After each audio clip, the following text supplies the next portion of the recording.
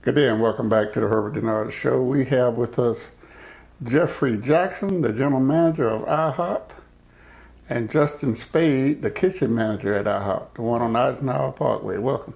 Welcome. Thank you for having us. Right. You've been in the cooking business for all your life. Yes, sir.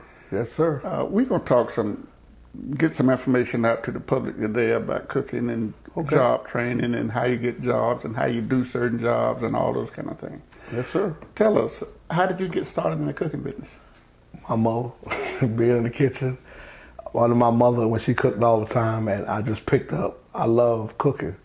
So the first job I got was when I was young at a McDonald's, working as a cook on the line at McDonald's. And then I just gradually moved up in the McDonald's industry, became a general manager for McDonald's in New York City. And from there, I've just been in the food industry almost 20 years of my life.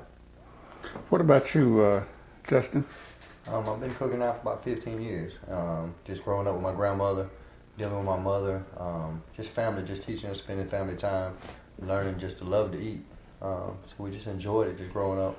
I started out a long time ago with Taco Bell, just coming up, just began to grow with the companies and just wanted to venture out to different companies to learn different ways of cooking. And over the years, I've just pretty much mastered several different industries and different techniques of cooking. Do most of them work pretty much the same? Pretty much food is food, pretty much. It deals with timing and temperatures. It's pretty much the same food everywhere you go, just different seasoning, different techniques. What about, how many different restaurants have you worked at, Jeff? Ooh, in 20 years that I've been, I'd say about 8 to 10 different restaurants. And then I've did daycare centers, I've did fast food, I've did fine dining. You know, I've been in them all. How is the money in the business? And I'm not asking you how much money you make, although my paper always print stuff like that. But how's the pay? It's according to who you're working for. You know, on the corporate side, if you're working for a corporate entity, the pay seems to be a little better. When you're working for franchise, which is a private owner, you know, there's costs that got to be cut. There's things that has to be done. So you can't pay what would you pay on the corporate side. You're talking about somebody who may have 1, 2 stores or may have 50 stores compared to corporate who has almost every store. Even the franchise stores have to pay a franchise fee to corporate. So the pay scale is totally different. If you have a place that you're working at a franchise, do the franchisee, not the franchisee, the person that owns the company, the trade name, do they come by and check you to see if everything's okay? Oh, yeah. Oh, yeah, because most of the people who franchise, whether they be at IHOP or Subways or anywhere else, everybody has a standard. IHOP has their standard, Subway has their standard.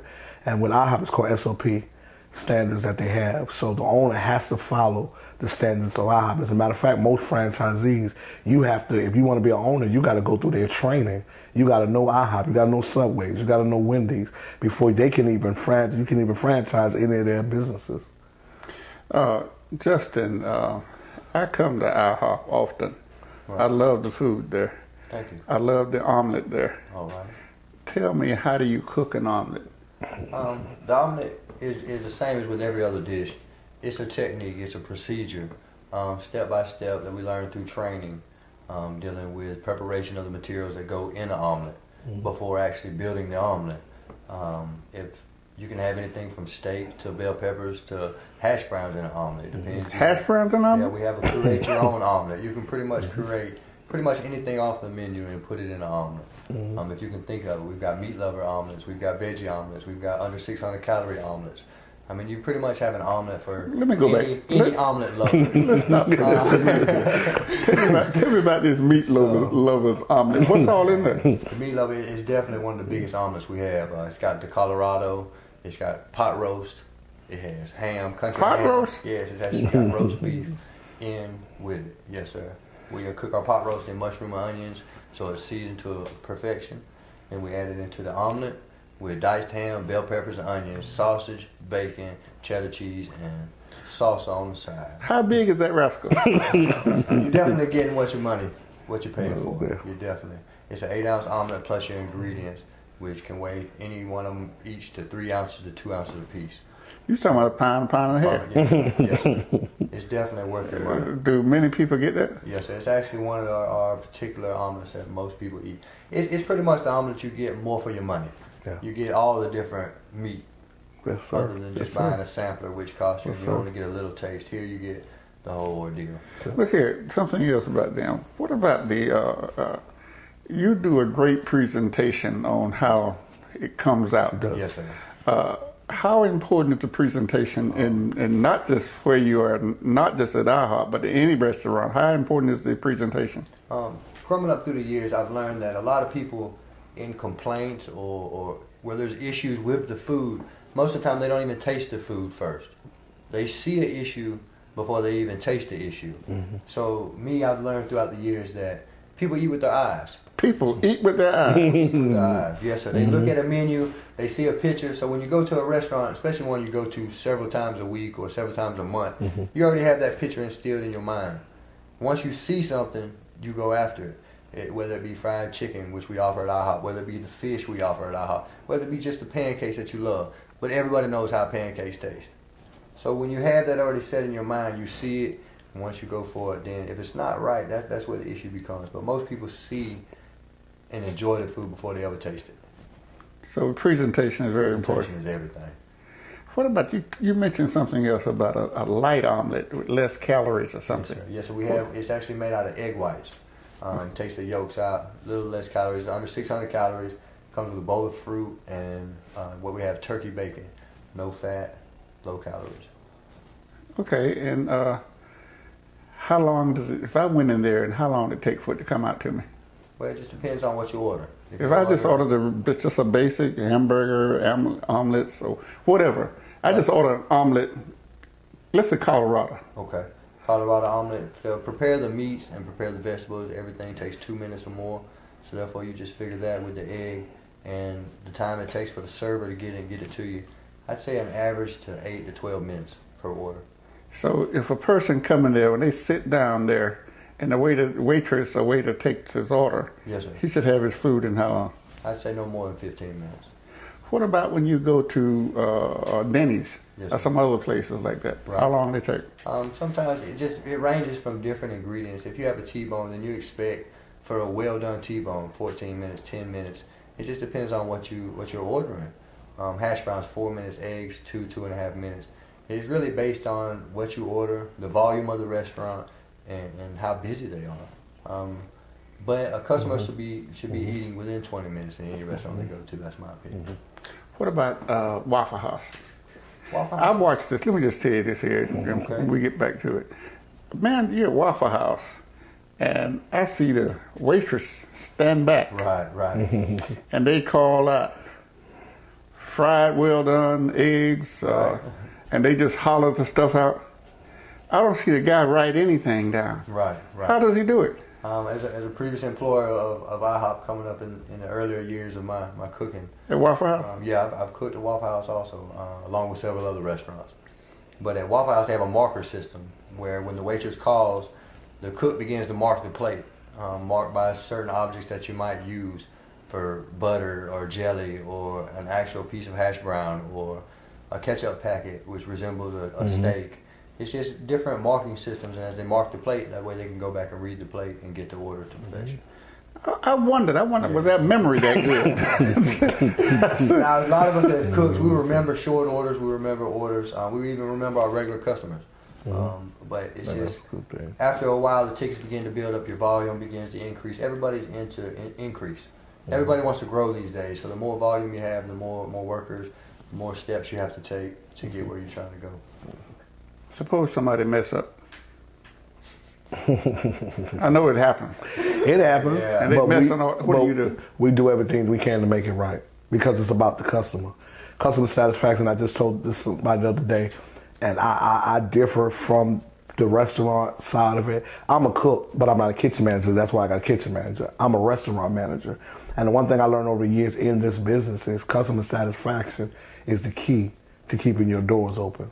And customer satisfaction, you can go get the management classes they do and the training classes, and they try to teach you customer excellence, but it has to be a passion. You have to have a passion for customer satisfaction. You can't teach customer satisfaction. No matter how you try it, it has to be a passion. You got to have a passion for satisfying that customer. Because if you don't, you're going to fail almost every time. So let me go. You're the International House of Pancakes. How many different pancakes do you guys cook? Ooh. We have tons of them. They call it the international. They don't we say have it's the tons of them. National. And it's just like the omelet. You can have whatever you want on your pancake. You know, you can have whatever you want to put as bananas, strawberries. We have people that have come and make special requests. Chop my bacon up and put it in the pancake. We'll do it for you. You know, that's why it's the International House of Pancakes, because we're there to give you the pancake that you want. And you cook something else they call crepes. Crepes. Crepes. Thank you. Thank you on my pronunciation. What is that? Crepes. I'm gonna let my kitchen manager explain that. He can explain it better. Crepes are made out of what we have called egg whip. It's a liquid egg with also a dry egg batter with a little water. As we begin to mix them, it's sort of a procedure like pancakes. You mix the batter just like you're making biscuits at home. You mix the batter. Once you get the proper ingredients together, then you can proceed to grill just like pancakes. You pour them out on the grill into a circle. As they begin to cook, they begin to bubble and rise. You flip them, and then they're ready for serving. But you was working at other restaurants. Yes, sir. So when you get over to this restaurant, yes, sir, they have a complete different menu, so you have to learn that. Yes, sir. Most restaurants have, like you said, a SOP, which is a standard operations procedure. We learn from each restaurant that you go to the procedures that they have. Most of the food is pretty much the same. You learn, like I said earlier, the times and temperatures that food has to reach to cook. And then from restaurant to restaurant, it's pretty much the same plates. You're just ordering a different name. How, and I asked you this earlier, but you kind of told me and didn't tell me, but I'm doing this for my personal use here. Okay. How do you make a good omelet? Oh man, you're an omelet lover, I can tell. Every time you come in, you order that omelet. Fit omelet. Right. Yes, he is. The omelet process is just. I mean, I do it, but mine don't come out pretty. But when I go there, yours come out pretty. I mean, I have an omelet, everything be in it, everything, but it's not pretty. The eggs be folded up and everything. It's not like that picture that you got down there. Yeah. See, for me, it's an art. It's a step that you take, a process you take, of putting the butter on the grill.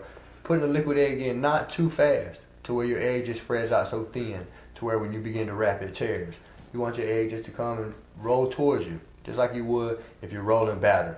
It's the same way. All I'm doing is... You want the egg to roll towards you. I just want it to roll towards me. That way it's nice and firm. It begins to bubble up. You got a nice fluffy foundation. Everything you do has to start with a foundation. Mm-hmm. Once you get your foundation of your eggs, you begin to put your products in. For you, your spinach, mushroom, onion, holiday sauce, tomatoes, and Swiss cheese. You know, I know that's your favorite omelet. That's what I'm talking about. So I mean, once you put your ingredients in, you begin to shape the omelet. You begin to form the omelet. You begin to roll it and just flip the omelet. It's a process. You begin to cut it and shape it to where it fits. Do you put all of that stuff? I've been putting it in one corner. Oh no, we spread it all through the whole omelet. You spread it through the whole, and then when you flip it, you roll it. Yes, sir. Yeah. Yes, when you say roll it, what do you mean? You actually pull all the eggs together. You start out spreading the eggs out. Then you bring them back in, and it's a process when you flip the eggs again towards you. And now you've got your eggs, every ingredient cooked inside the egg.